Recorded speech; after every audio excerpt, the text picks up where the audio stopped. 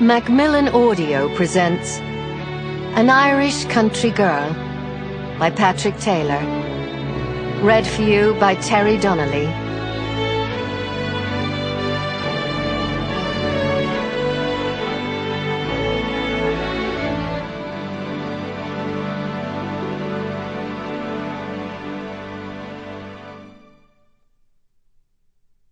Chapter 1. "Run along, make your calls, and enjoy his lordship's hoolie," said Mrs. Maureen Kincaid, Kinky, to her friends, as she knelt in the hall and sponged Ribena blackcurrant cordial from a small boy's tweed overcoat. "I'll expect you all back by 5, sir, not a minute later. I'd not want the Christmas dinner to be spoiled." Her employer, Dr. Fingal Flaherty O'Reilly, said over his shoulder, "We'll be on time, I promise, Kinky." He strode off, accompanied by his guest, Kathleen Kitty O'Halloran, and his young assistant, Dr. Barry Laverty. Kinky shut the front door after them.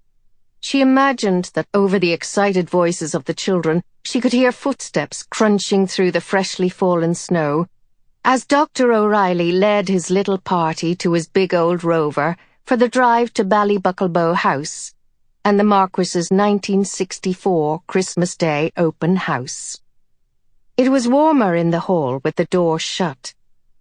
Just as well with a dozen chilled little carolers inside, drinking hot blackcurrant juice. She straightened up, inspected her handiwork, and smiled. "There you are, Dermot Fogarty. Good as new, so." "Thank yous, Mrs. Kincaid." The 8-year-old bobbed his head. "If I'd got my new coat dirty, my daddy would have killed me, so he would." She tousled his hair. Not for the first time she thought how harsh to her ears the County Down accent sounded, especially when she remembered the softer brogue of her own people down in County Cork. She'd grown up there on a farm near Balnumlaw, and had left as a slip of a girl of 19 to come north in 1928. That had been 36 years ago. She shook her head. It seemed like no time at all. "Here." She refilled Dermot's mug, feeling the heat in the delft and inhaling the scent of the blackcurrant juice. "Try not to spill any more." "Thank you, Mrs. Kincaid." "Anyone else?" Several voices replied. "No, thank you, Mrs. Kincaid."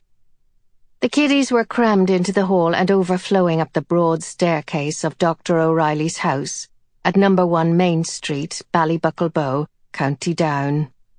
"Then eat up and drink up, and let's be having a bit of hush." They were quiet now, filling their faces with Kinky's homemade sweet mince pies and hot juice. She beamed over them. She liked children. Would have loved to have had some of her own, but that hadn't been meant to be. She smiled sadly to herself. She probably could have found another fella here in Ulster, but he'd not have been the Pauline Kincaid she lost so long ago. She saw herself in the hall mirror and thought she'd not been a bad-looking lass when she'd been with Pauline. Her silver hair, which she wore in a chignon now, was chestnut then, and had flowed in soft waves to her shoulders. It was the worry about him one St. Stephen's Day that had started the turning of it. She'd been a slim girl then. Now, she knew she could afford to lose a couple of stone, although doing so wouldn't get rid of her 3 chins. But it was hard not to sample her own cooking, and she did love to cook. She always had, ever since Ma had showed her how, all those years ago. She shook her head. And sure, if the years had passed, hadn't they been good ones ever since she'd come here?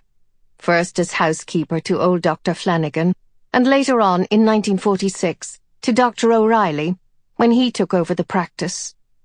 And hadn't looking after those 2 bachelor men been a satisfying job, and almost the same as rearing chisellers? Dr. O'Reilly, learned man that he was, would not get out of the house without egg stains on his... Sample complete. Ready to continue?